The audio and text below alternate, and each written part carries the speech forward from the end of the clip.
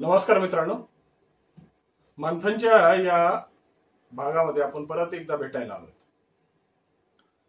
नेहमीच बीड जिल्ह्याच्या संदर्भातून Dnyanradha multi state cooperative society ही चर्चेचा विषय राहिलेली आहे.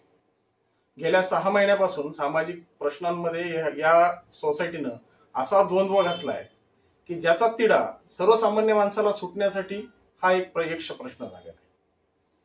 प्रत्येक जण आपल्या ठेवलेल्या ठेवींना कशा पद्धतीने सुरक्षित वापस घेता येईल याकडे सगळ्यांचं लक्ष आहे.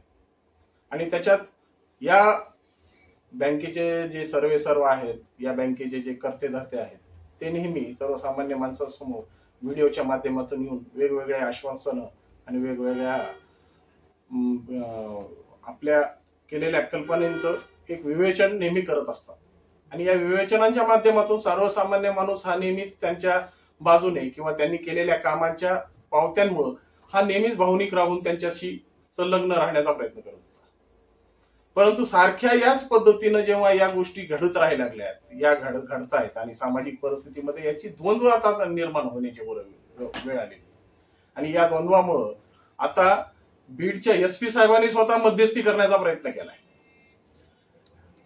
बीडचे एसपी नंदकुमार ठाकूर यांनी या ठेवीदारांच्या माध्यमातून ठेवीदारांना एकत्र करून सामाजिक परिस्थितीमध्ये कशा पद्धतीने सलोखा आणण्याचा प्रयत्न करता येईल याच्यासाठी स्वतः अर्चना कुटे आणि सुरेश कुटे यांना दूरध्वनीद्वारे संपर्क करून सामाजिक परिस्थिती ही कशा पद्धतीने आटोक्यात आणता येईल यासाठी प्रयत्न चालू आहे.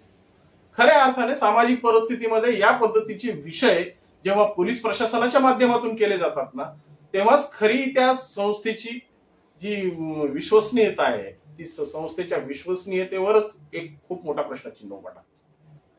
कारण त्यांनी मला जेव्हा एसपी साहेबांशी या गोष्टीमध्ये संपर्क केला आणि या संदर्भात मी जेव्हा त्यांच्याशी विचारणा केली, तर तेव्हा एसपी साहेब स्वतः म्हणले की हे ठेवीदार म्हणजे त्यांची फॅमिली आहे. लक्षात येत आहे ना, हे ठेवीदार म्हणजे त्यांची फॅमिली आहे. कारण की ज्या पद्धतीने एका कुटुंबातल्या व्यक्तींवर आपण ज्या पद्धतीनं विश्वास ठेवतो आणि विश्वास ठेवून त्या कुटुंबाच्या व्यक्तीचं आणि त्या संस्थेचं जे नातं तयार होतं ना, त्यामुळे त्यालाच बहुधा एसपी साहेबांनी फॅमिली असं संबोधलेलं असतं. आणि आज जवळपास नेहमी त्यांचे वेगवेगळे दावे, वेगवेगळे आश्वासनं हे नेहमीच पाहत आलो. वृत्तपत्रामध्येही छापून येत आहे. आज एका विभागीय वृत्तपत्राने एक आज बातमी छापली की 5 तारखेला या शिष्टमंडळाची चर्चा सर्व म्हणजे या ठेवीदारांसोबत होण्याची शक्यता आहे. म्हणजे या संदर्भात ज्या गोष्टी शक्यता वर्तवणं यापेक्षा स्वतःच्या नैतिकतेची एक धुरा समजून, स्वतःची एक नैतिकता समजून एक स्पष्ट पद्धतीनं सामाजिक पटलावर आपल्या केलेल्या कामाला स्पष्टतेने मांडणं हे सुरेश कुटे यांची नैतिक जबाबदारी. सर्वच माणसं आपल्या पद्धतीनं कामं करत राहतात, परंतु खरं सांगतो की जेव्हा विश्वास कमवायचा असेल ना, तर त्याला विश्वासाची खरी जी संपत्ती आहे ना, ती अशीच मिळत नाही. त्यामुळेच बहुधा हिंदीत म्हण आहे, बुन से गई वो हौद से नहीं आती. म्हणजे जेव्हा थेमानं गेलं ना, ती पूर्ण हौद जरी भरून आपण त्याच्यात पाणी ओतलं तर त्याचा काही परिणाम पडत नाही.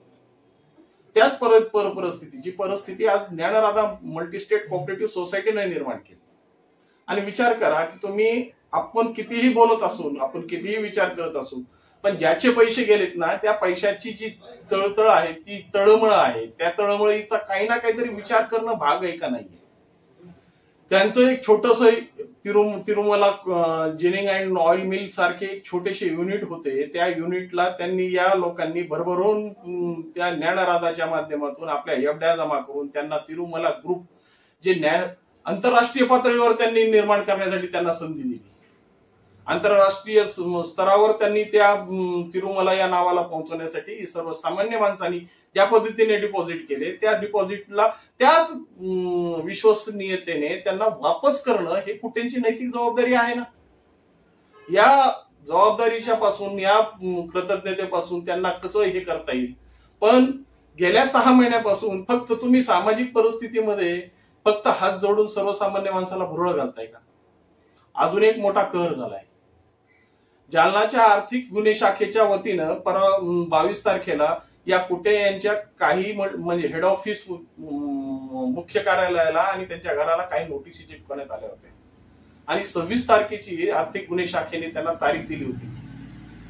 या तारखेमध्ये काय नेमकं कुटेंची काय भूमिका होती त्या आर्थिक गुन्हे शाखा जालना आणि कुटे या दोघांनाच माहिती।